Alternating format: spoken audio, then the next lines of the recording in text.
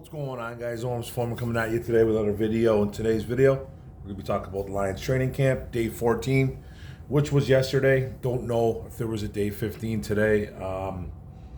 Thursday, right? I know we play Saturday afternoon, I believe 4 p.m. versus the Chiefs up in Kansas City. So I'm assuming that they didn't practice today. Could be wrong, but if they did, I'll try to get to day 15 as quick as I can. But this was yesterday's news, and thanks to guys like John Macaron, Jeremy Reisman, Tim Twentyman, Jeff Risden, Eric Schlitt, Justin Rogers, all the guys, all the Detroit Lions beat writers that put this information out so I can get it to you guys as fast as I can. They put in all the work, those guys are the grinders. But it was a more dialed down approach to yesterday's practice for Dan Campbell. He wanted to make it a little more live. He wanted to make it more scrimmagey. I actually wanted to scrimmage, but a lot of injuries going on right now with Detroit Lions. A couple scares with Terrion Arnold, Jahmyr Gibbs, and Enos Rakestraw Jr.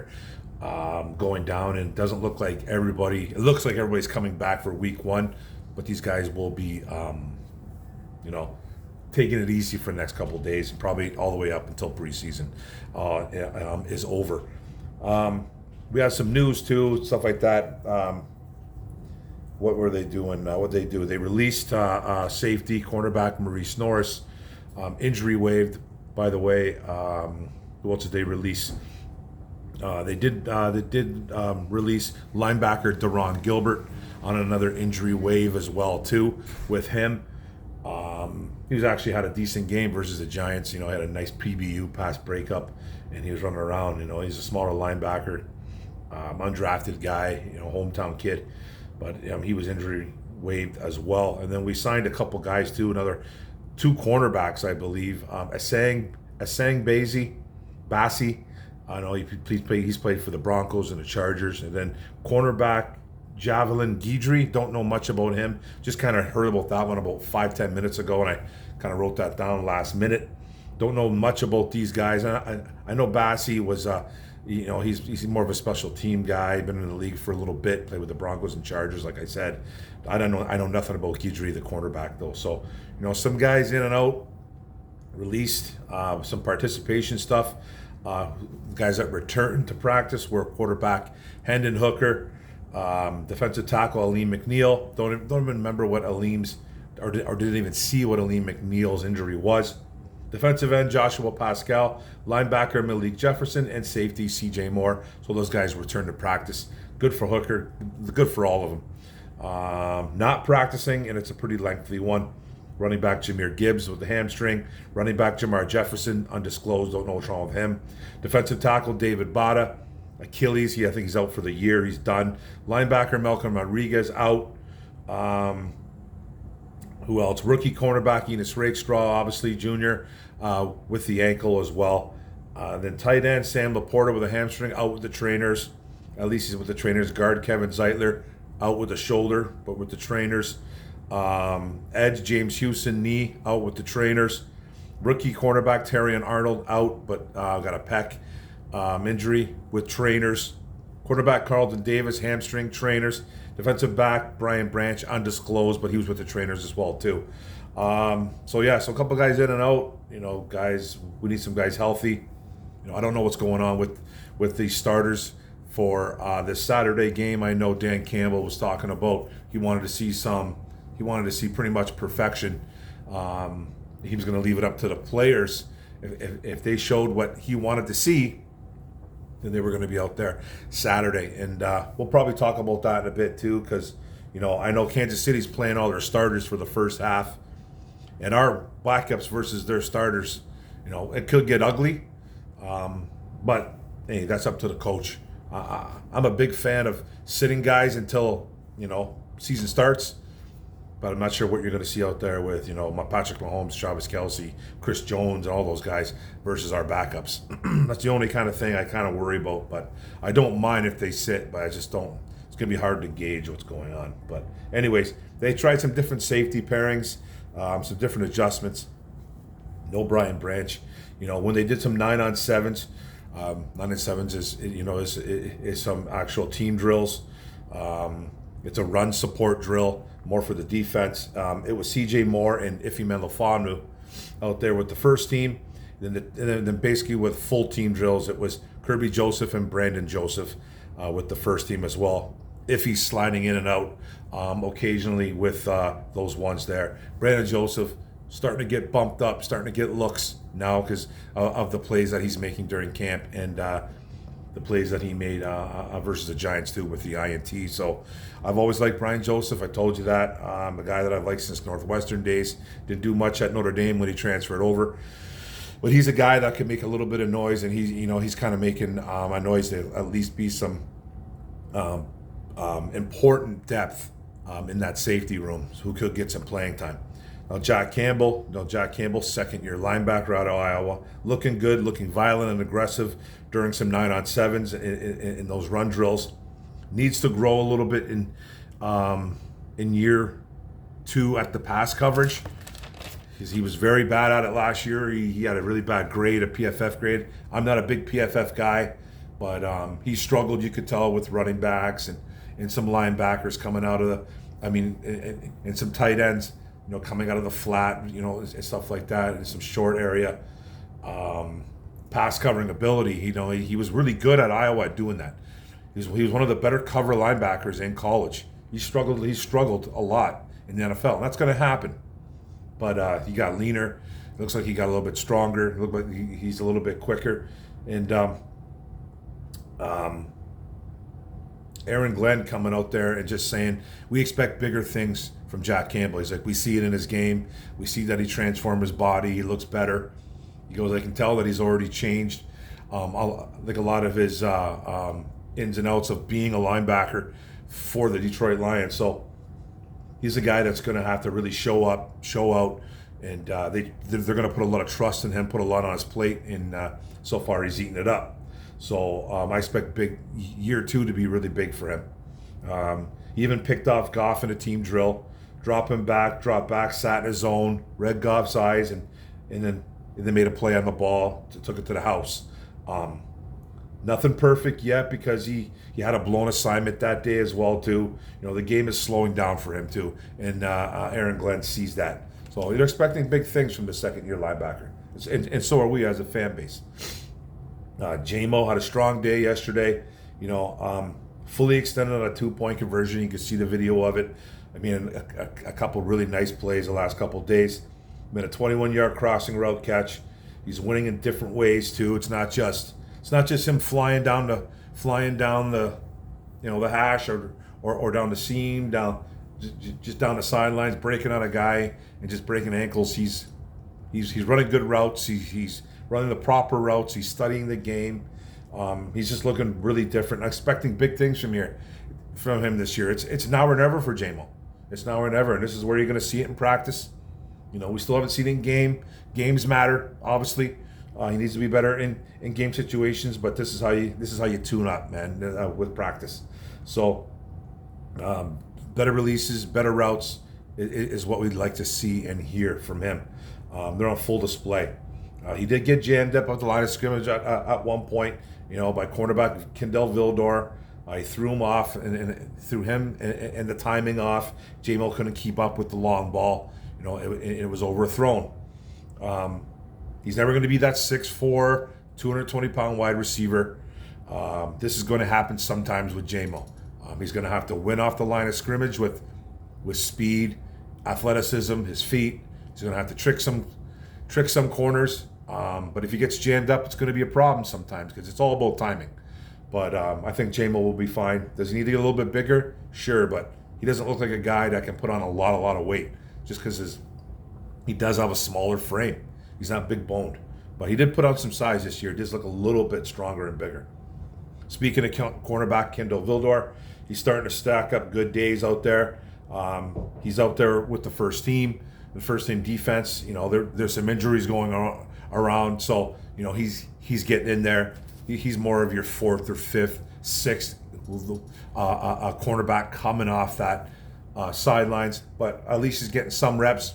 It's good that he's getting some reps because these depth guys need those reps. He lined up against St. Brown in some red zone work, fade to Amon-Ra St. Brown, but Vildor was on it, elevated, swatted the ball away, had a nice PBU, pass breakup, so still a depth piece. So it's good to hear that, though. The situational work, score 21-24, 4:57 left, 2 timeouts each with the offense and defense. First team O versus first team D. First drive, first team. Tackle for loss by Kirby Joseph. Got it out to third and medium, about 5 yards. That's when Goff threw that interception to Campbell.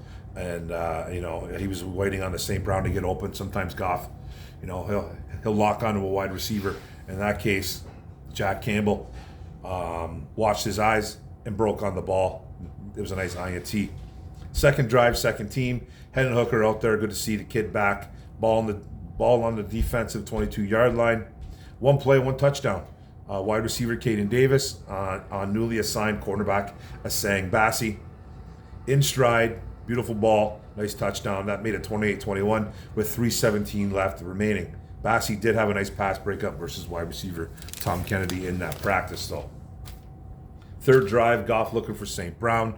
Always looking for St. Brown. 8 yards. 8 yards in a soft spot in the zone.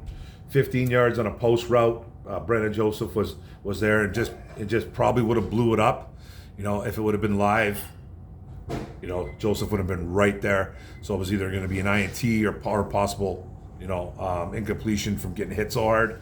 But you got to be careful with those two because you never know what's going to be flagged nowadays, right? You touch a guy, you get flagged. But it would have been broken up more than likely. Then a touchdown pass to St. Brown over linebacker Jack Campbell's fingers. Nice. It was a nice, beautifully thrown ball, apparently. Then the 2-point conversion to JMO, which was probably the nicest catch of the day, like I said earlier. Extended, fell down to the ground. You can see his knees and his feet hit. Half his body almost did come out of bounds, but the knees and then like the ankles and then the feet, they all got in there. It was a 2-point conversion. It was good if it would have went upstairs. It would have went upstairs because every scorer goes upstairs. That made it 29-28. It's offense versus the offense. You guys know that, right? 29-28, that means offense 1, offense 2 versus each other. Then it went down back to the first team offense with 50 seconds left. Fourth drive, second team. 30-yard line, only needing a field goal to win it. Hooker couldn't get anything going really. Back-to-back checkdowns, 8 yards only. And then use the remaining timeouts. Third down, dropped by Donovan Peoples-Jones. That almost kind of looked like, apparently from the description I read, it's not like he gave up on the ball, but I think he thought the ball was going to get tipped. And he kind of looked like he put his arms down and then he just ended up sticking his hands up too quick, or not quick enough actually, and then ended up dropping the ball. He's got to be more aware. Donovan Peoples-Jones in the fourth down, Hooker holding on to the ball too long, sacked. First team offense wins that situational work right there. The more situational stuff, first teamers, offense versus defense. Offense down 9 points, 2:42 left, 1 timeout on their own 30-yard line. 14-play drive touchdown. Goff apparently was untouchable here. He was dropping dimes, throwing lasers. Looked really good in this situational work. Khalif Raymond had a 21-yard catch right in a turkey hole. And another 21-yarder to JMO. Brandon Joseph did just miss that by his outstretched hands. Fourth down pass interference call made by Dan Campbell, by the way. Kept the drive alive. Red zone sack, Hutch. Whistle blew, the play dead, but Goff continued. And he was picked off by cornerback Amik Robertson. He would have been sacked anyways. Then a fade touchdown to St. Brown. Kirby Joseph, and then extra point Bates. But apparently, Jared Goff looked really good in that drive, except for the Amik Robertson touchdown, which would have been blown dead anyways. Then down 2 points, ball back to the offense. No onside kick. Attempted, they just gave the ball back, simulated.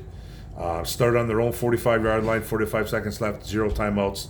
St. Brown beat undrafted free agent safety corner Lawrence Strickland on a wheel route, 21 yards. Linebacker cover bust, Craig Reynolds with a 25-yard gain. And then they bled the clock. Then Jake Bates nailed a 32-yard field goal to win it. Then Quicks, Bates had a kind of a so-so day, meh day, whatever you want to call it. Field goals made, 32 and 25-yarders. He went also 1 for 2 and extra points. You can't miss those extra points. Missed a 53-yarder, doinked off I believe it was the left post. Don't know much about the extra point miss, but he did miss it. And then cornerbacks, Logan Strickland was second team behind Amik Robertson at nickel. We got some injuries. Second team outside cornerbacks were Stephen Gilmore and Asang Bassi. They need to get Stephen Gilmore in there a little bit more. Kindle Vildor and Khalil Dorsey were the starters on this day. Obviously because the injuries talked about, all due to injuries, by the way. Coming up at the end, guys, the tight end Parker Hesse seems to be the only tight end taking reps at fullback at the moment. I know earlier, the Lions beat writers they reported that they were looking for one of the tight ends to kind of pop at fullback. This regime and like Campbell, they love the fullback position for some reason. It's a dying position. It's a position that I can't stand, especially at the professional level. There's only a couple teams that really use it well, so 49ers being one of them. But I've just never been a fan of the fullback position at the NFL level. Even the college level is starting to die out. You know what I mean? But Dan Campbell likes it. He's an old school guy. I know they were trying out all the tight ends one time at one or the other, trying to find that fullback spot. Parker Hesse seems to be the guy standing out right now. Then that wide receiver 3 battle, is it over? Is it going on? They're doing 3 wide receiver sets. Whenever they get those 3 wide receiver sets out there, it's St. Brown, J-Mo, and Raymond. St. Brown on the outside, by the way. And they're all that talk about the depth. They're looking for depth at the wide receiver spot, which is true, which I don't really see them not. I really like our 1 through 4 still. Even in the red zone, it was St. Brown, J-Mo, and Donovan Peoples-Jones. DPJ being that bigger body at 6'2", 210. So, I don't know. I'm not too concerned about it. If Dan Campbell's talking about it, it must be real. It's not saying it's not real, but I think a lot of people blew this out of proportion. It's not that huge of an issue, I wouldn't say. Are they looking for that 4, that 5, 6 guy? 100% they are. Nothing on Darius Fountain this day. He was kind of quiet yesterday. He's had a couple of up and down practices since Thursday's showing against the Giants. Didn't do nothing versus the Giants. Not putting anything on him, not blaming him for nothing, but there was one time I thought he was open against New York and Sudfeld couldn't get him the ball. But he hasn't done much since those days. So he's been a little bit up and down. So he's not locked into like a wide receiver 4 at the moment at all. I still think it's Donovan Peoples-Jones. And, I'll go to the end with that. I really do. He hasn't been a pillar of trust either. But I think he's the better option at this point. I think he's got a little more experience. Back from his Cleveland days, he put up two good seasons. One, I think, really good one. It's going to be interesting to see what happens if the Lions go to the waiver wire, sign someone, or if they just stick with a Darius Fountain, a Caden Davis who's making some noise too as well. Is it going to be Isaiah Williams? He's more of a slot guy, and we have a couple of those guys already. But hey, if he shows that he can be reliable, he could be a guy too. So, they probably have a number in the pecking order. They probably got a number right now, and I think Donovan Peoples-Jones is that 4th guy. I really do. I just think he's the number 4 at the moment. We'll see what happens though. And then this is going to end it with McNeil. McNeil back. I like it. Back getting pressures. He looked unstoppable out there yesterday. He even had a sack on some situational drills too as well. So that's it, guys. Really appreciate you guys coming in and listening to me talk about our Detroit Lions. Don't forget to hit the subscribe button at the bottom right. Don't forget the notification bell up top. Don't forget to like, comment, share this out. Really appreciate it. Detroit versus everybody. Grit. Let's go. Boom.